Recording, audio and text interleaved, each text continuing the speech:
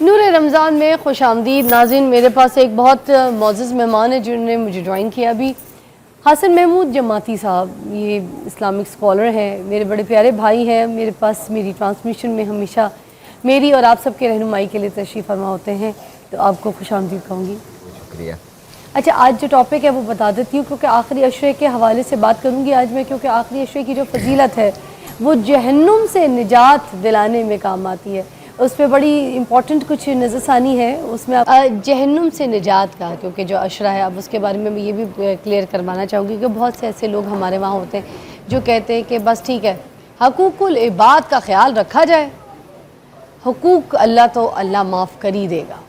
اب اس میں کیا سچائی ہے کہ کیا حقوق العباد پہ فالو کرتے رہیں اور اس کو ادا کرتے رہیں, اور حقوق اللہ کو بالکل چھوڑ دیں, نمازیں بھی چھوڑ دیں, روزے بھی چھوڑ دیں, ٹھیک ہے, تو پھر کیا ہماری مغفرت ہو جائے گی؟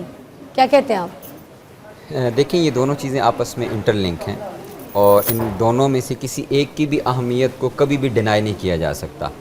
اور قرآن مجید میں اللہ رب العزت نے دونوں چیزوں کو, اور آقا علیہ السلام کی حدیث میں بھی یہ دونوں چیزوں کی اہمیت کو بیان کیا گیا ہے کہ ہم ان میں سے کسی ایک چیز کو اختیار کر دیں, دوسرے کو معمولی سمجھنا شروع کر دیں, تو یہ جو معمولی سمجھنا ہے اٹ سیلف یہ بھی ایک گناہ ہے. یعنی ہمارے نزدیک اللہ رب العزت کے حکم کی کوئی اہمیت نہیں ہے. ہاں, مطلب ہم خود سے سوچنا شروع کر دیتے ہیں, خود سے فیصلے لینا شروع کر دیتے ہیں, اور ہم کہتے ہیں ہمیں پتہ ہے کیا ہوگا. اللہ رب العزت کی ذات کا کیا یہ حق نہیں ہے؟ ہم مخلوق کے حقوق کی بات کر رہے ہیں کہ حقوق العباد ادا کرنے چاہیے, تو کیا اللہ رب العزت کی ذات سب سے زیادہ حقدار نہیں ہے؟ وہ سب سے بڑا ہے, وہ خالق ہے, وہ مالک ہے, وہ رازق ہے, وہ رب ہے, وہ پال رہا ہے. یعنی سب احسانات وہ کر رہا ہے, وہ فرما رہا ہے, اس کی ذات فرما رہی ہے. وہ رزق وہ عطا فرمانے والا ہے, نعمتیں وہ عطا فرمانے والا ہے, دنیا میں ہمیں پیدا اس نے فرمایا ہے. تو ان ساری چیزوں کے بدلے میں ہم اللہ رب العزت کے حقوق کو پس پش ڈال دیں یا ان کو معمولی سمجھنا شروع کر دیں, تو یہ معمولی سمجھنا بھی اٹ سیلف انتہائی ایک گمراہی کی سوچ ہے, اور یہ بھی اللہ رب العزت کی نافرمانی پر مشتمل ہے. اور یہ بیسیکلی وہ تعویلات ہیں کہ انسان کو اللہ رب العزت کی ذات سے دور کیا جائے اور انسان کو ایسے اعمال کی طرف لے جایا جائے اور ایسے راستے پر ڈال دیا جائے جس کو قرآن کہہ رہا ہے وساء سبیلا, یہ تو برا راستہ ہے, یعنی یہ اچھا راستہ نہیں ہے. پھر اسی طرح اگر حقوق العباد کی بات کریں تو وہ لوگ جو حقوق اللہ کی طرف تو بہت زیادہ زور ہے جن کا, یعنی نماز کی پابندی ہے, روزے کی پابندی ہے, زکوٰۃ کی, حج کی پابندی ہے, لیکن جو حقوق العباد سے متعلقہ چیزیں ہیں, یعنی کسی کی کا حق ہے, حق تلفی کرنا ہے, کسی کو برا بھلا کہنا ہے, ایون کہ جو کبیرہ گناہوں کی جب بات ہو رہی تھی تو ان میں سے ایک کبیرہ گناہ جو حدیث مبارکہ میں ہے وہ ہے کہ پاک دامن عورتوں پر تہمت لگانا. یعنی ہمارے ہاں یہ معمول بن چکا ہے کہ کسی کے بارے میں کمنٹس کر دینا ایسے ہی اس کے پیٹھ پیچھے کہ یہ تو ایسی ہیں یا ایسی ہیں, خدا نہ خواستہ اللہ نہ کرے. تو یہ بہت یہ کبیرہ گناہوں میں شامل ہے. سر ایک بریک لیں گے, بریک کے بعد دوبارہ جوائن کریں گے. دیکھتے رہیے نور رمضان ناظرین. اور اب ہمارے پاس اور بھی چیزیں ہیں جو خاص طور پہ, مگر ابھی کیونکہ بات ہم نے کرنی تھی کیونکہ جہنم کی نجات کے حوالے سے, کیونکہ دیکھیں ناظرین موقع ہے جہنم سے نجات کا, تو کیوں نہ کوئی ایسی بات کریں. اگر کسی سے کوئی کچھ غلطی ہوئی ہے, کسی نے کوئی گناہ کبیرہ کیا ہے, ٹھیک ہے, اس کی معافی کس طریقے سے مل سکتی ہے؟ اگر کسی کے ساتھ کا کیا ہوا گناہ ہے, ٹھیک ہے, اس کی معافی کیسے ملے گی؟ جیسے ابھی آپ نے بولا کسی عورت کے اوپر بہتان لگانا خاص طور پہ, یہ بھی گناہ کبیرہ میں شامل ہوتا ہے. تو یہ تو سوشل میڈیا پہ تو عام ہو گیا ہے, ہر کوئی اٹھ کے کسی بھی عورت کو کاف, بے, نون, یہ ایسے لفظوں کو, جہاں سے میں بولنا نہیں چاہ رہی, ایسے لفظوں سے پکارنا شروع کر دیتے ہیں. کوئی کسی کو کچھ لکھ دیتا ہے, ٹھیک ہے, کوئی بھی کسی کے کیریکٹر پہ انگلی اٹھا لیتا ہے, کوئی کسی کی ذات پہ جا کے بات کر دیتا ہے, کوئی کسی کو یہ کہہ دیتا ہے کہ بھائی یہ خراب عورت ہے. معاشرے میں کوئی بھی انگلی اٹھا کے, پیچھے کوئی تصدیق ہے یا نہیں ہے, اٹھا کے سامنے والے نے کہہ دیا, مرد خاص طور پہ کہہ دے کہ عورت خراب ہے, پورا معاشرہ کہتا ہے عورت خراب ہی ہے.